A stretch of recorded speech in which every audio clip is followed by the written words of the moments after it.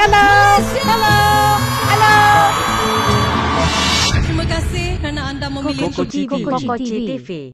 Anak lelaki kepada penyanyi Lan Solo terbeza dikejarkan ke sebuah pusat perubatan di Kuala Lumpur selepas mengalami sesak nafas pada malam Sabtu, kata Lan atau Muhammad Razlan Muhammad Yusof, 37, anaknya Muhammad Akid Kasyaf, 7, mengadu sukar bernafas ketika mereka dalam perjalanan pulang ke rumah selepas menghadiri satu program di ibu kota.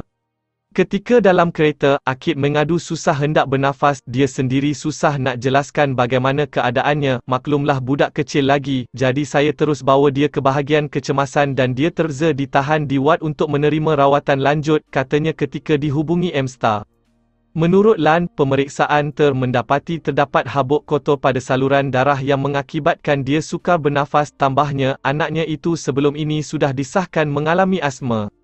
Akid kini dalam keadaan stabil namun masih menerima bantuan pernafasan. Doktor memberitahu ada habuk pada saluran darah anak saya. Ia terjadi mungkin disebabkan dia terlalu sensitif dan gemar bermain di luar.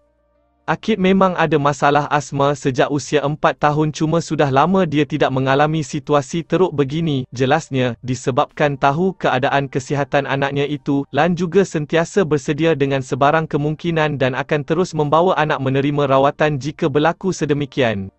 Sejak kami tahu Akid ada asma, memang sentiasa bersedia jika melihat dia mengalami kesukaran bernafas, lebih senang untuk terus bawa menerima rawatan kerana pusat perubatan tersebut sudah mempunyai rekod kesihatan anak saya dan mereka tahu ubat terbaik untuk Akid, ujarnya. Untuk rekod, Lan mendirikan rumah tangga dengan Nur Shilar Hasim pada Disember 2009. Selain Akid mereka juga mempunyai 3 orang cahaya mata lain iaitu Nur Amna Kalashar, 10, Nur Amna Kesharar, 8, dan Nur Amna Kuzandrar, 4. Tuntutan lebih RM2.5 juta kes saman fitnah Siti Nordiana terhadap 5 sekawan dipindah ke Mahkamah Tinggi. Perbicaraan kes saman fitnah melibatkan penyanyi Siti Nordiana dengan 5 individu lain kini bakal didengar Hakim Mahkamah Tinggi. Peguam Nurul Hafizah Hassan yang mewakili 2 defendan, Sam Samin dan Aida G, memberitahu jumlah kes saman secara keseluruhan sebanyak RM2.5 juta adalah di bawah bidang kuasa Mahkamah Tinggi.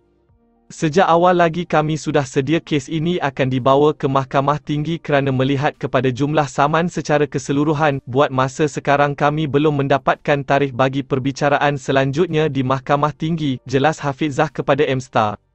Menurut Hafizah lagi, dia dan 2 anak guamnya sudah bersedia seperti mana perbicaraan yang dijalankan sebelum ini. Ada beberapa permohonan yang tidak didengari di Mahkamah Seksyen sebelum ini, jadi kami harap ia akan dapat dilaksanakan di Mahkamah Tinggi nanti.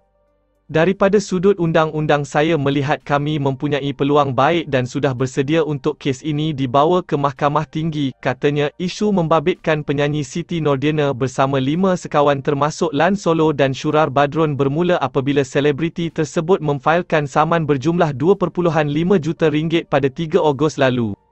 Siti Nordiana memfailkan saman itu menerusi Tetuan Abang Azlan dan Associates pada 30 Julai lalu di Mahkamah Seksyen Sivil Kuala Lumpur dengan menamakan Lan Solo, 36, isterinya Nur Shilar dan Shurar, 35, masing-masing sebagai defendan pertama hingga ketiga.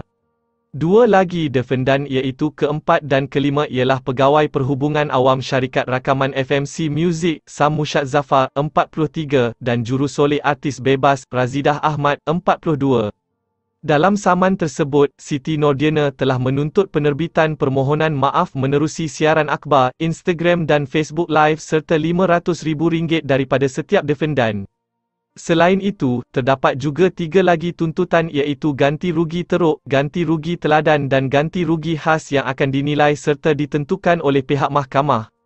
Untuk rekod, kontroversi tercetus selepas penyanyi Lan Solo dan Shura membuat pendedahan mengejutkan berkaitan konflik yang berlaku antara mereka dengan Siti Nordiana menerusi sesi Instagram Live pada 20 Julai lalu. Kes saman fitnah melibatkan penyanyi Siti Nordiana dengan 5 individu lain kini bakal didengar Hakim Mahkamah Tinggi.